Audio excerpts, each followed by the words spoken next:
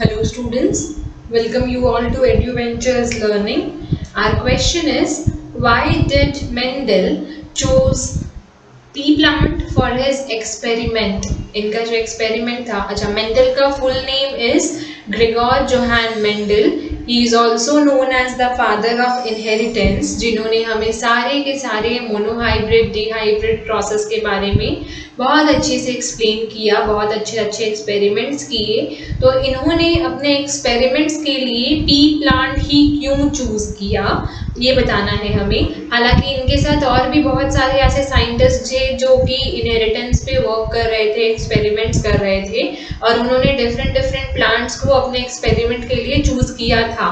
तो ऐसा क्या दिखा था मेंडल को कि उन्होंने पी प्लांट्स ही चूज किया?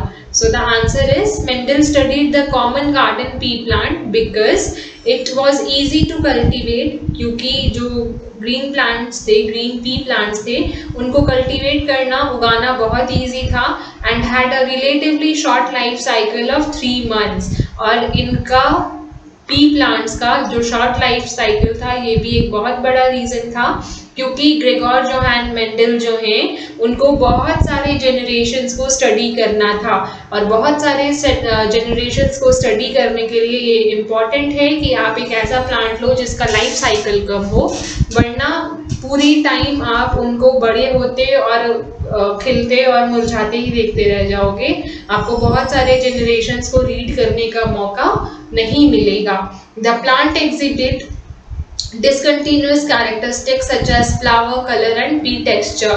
इस प्लांट में, पी प्लांट में बहुत सारे डिफरेंट तरह के कैरेक्टरिस्टिक्स दिखे, जैसे कि किसी प्लांट में फ्लावर डिफरेंट शेप्स में थे या डिफरेंट वेज में थे, किसी में कलर्स डिफरेंट थे, किसी में टेक्सचर डिफरेंट था, किसी में राउंड सीड थे तो किसी में रिंकल्ड सीड्स थे, किसी में ग्रीन सीड्स थे, किसी में येलो सीड्स थे।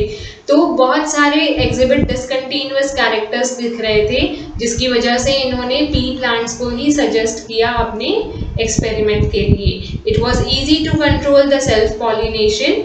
पी प्लांट्स में सेल्फ पॉलिनेशन को कंट्रोल करना बहुत इजी था of the plant and cross fertilization between desired parents could be accomplished artificially. और ये एक ऐसा प्लांट था जिसमें आप अपनी मर्जी के मुताबिक प्लांट्स को क्रॉस फर्टिलाइजेशन करवा सकते थे, सेल्फ पॉलिनेशन को रोक सकते थे, क्रॉस फर्टिलाइजेशन अपनी मर्जी से करवा सकते थे डिजायर्ड कैरेक्टर्स के बीच में।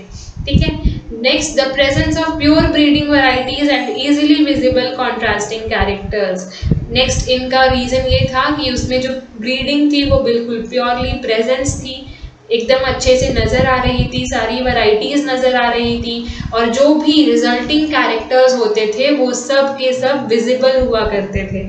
जो भी, अगर आप सपोज एक ऐसे प्लांट को उगा रहे हो या क्रॉस ब्रीड करवा रहे हो जिसमें आपका ग्रीन कलर का सीड है और येलो राउंड आपका सीड है, ग्रीन है और राउंड है, तो इनके जो भी बच्चे होंगे उनमें जो भी कैरेक्टर्स होंगी वो आप क्लियरली विजिबली देख पा रहे थे।